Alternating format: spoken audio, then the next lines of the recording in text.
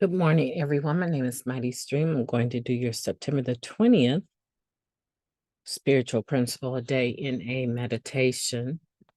Hope you're doing well this morning. Already getting through September, huh? Time flies when you're having fun. The title of this meditation is Hope Around the World. Narcotics Anonymous offers hope to addicts around the world, regardless of any real or imagined differences that might separate us. That comes from the Guiding Principles book, Tradition 1, opening essay. Addiction doesn't discriminate. Fortunately, hope doesn't either. A speaker shared during an international marathon meeting held online, and neither should we. Our hope lives at the intersection of anonymity, unity, acceptance, and inclusiveness. We believe that any addict can get and stay clean in NA.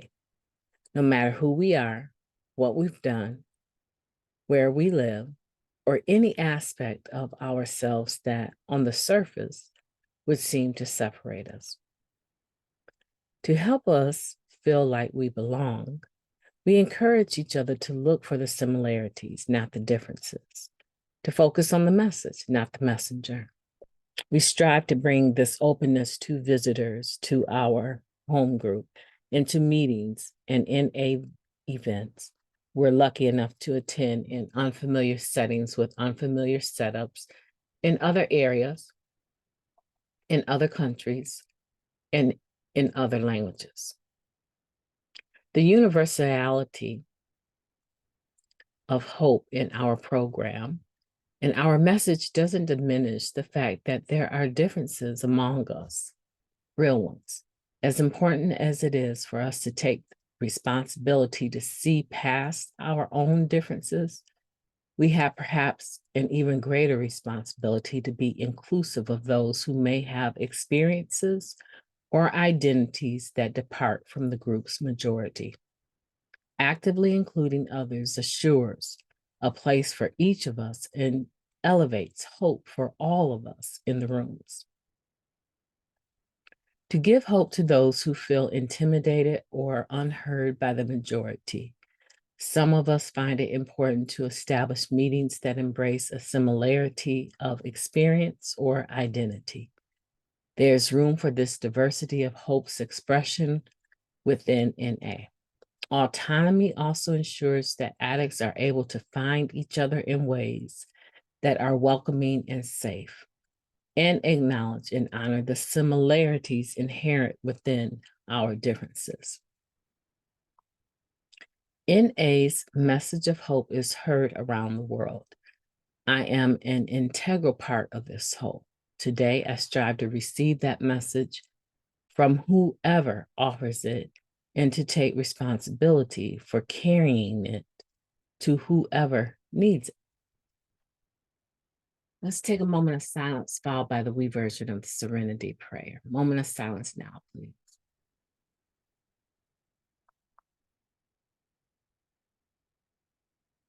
Thank you.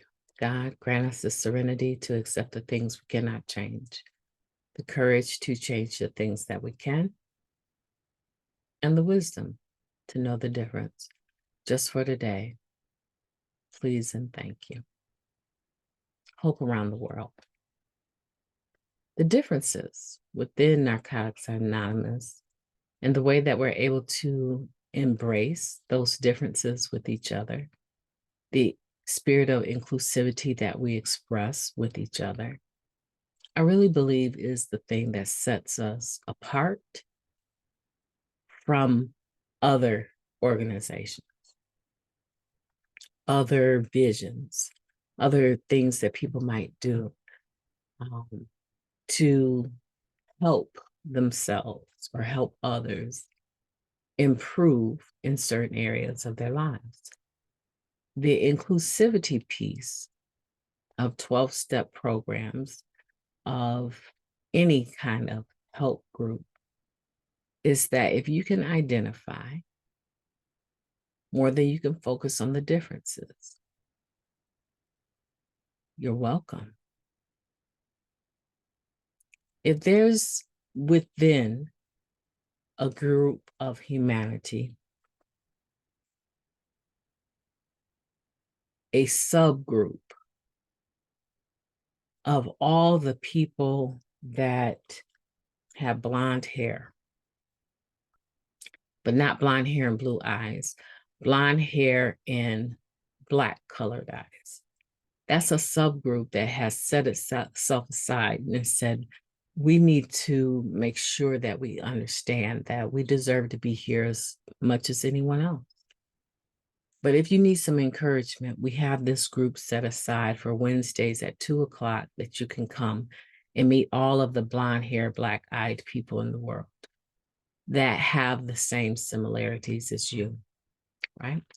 So Narcotics Anonymous is a group for people that have a desire to stop using drugs, right? That's the only requirement for membership.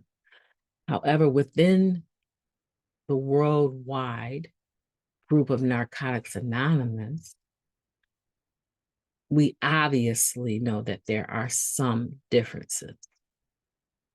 We choose to focus on the commonalities. However, it's perfectly within the norm to have subgroups established based on oftentimes culture. If I live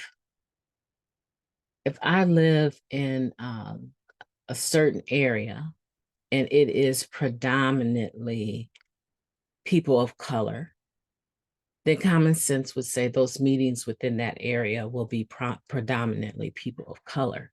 But that doesn't mean that when people that are not within that culture or ethnicity come into that meeting that they're not welcomed. No, that's not the case. They most certainly are, right? But sometimes beyond just location, the demographics of, a certain community, sometimes even within that, there may be a women's group, there may be a men's group, there may be a secular group, there may be a LGBTQI plus group, right? There may be other groups that form that have something else that is also in common, and they want to embrace that. That is perfectly okay and perfectly normal. I have a tendency not to support all of the other subgroups, only because for me personally, I like the diversity within the group itself. I'm okay with the diversity and the expression of it within itself. I don't feel like I need a women's group. I don't feel like I need a brown people's group. I don't need that sort of division for me, right? I don't need that. I wouldn't even say division, but just the specialty. I don't need any of that. And I've always felt that way, and I still feel that way. Does that mean I don't go to women's group? Of course not. I have been to some. I've spoken at some events that were thrown by some. But for me personally, what NA offers as a whole is okay for me. But if that's not you, then that means that you can go on the website, and in the search field, you can type whatever you think that specialty is, right? That you're looking for, and attend those meetings.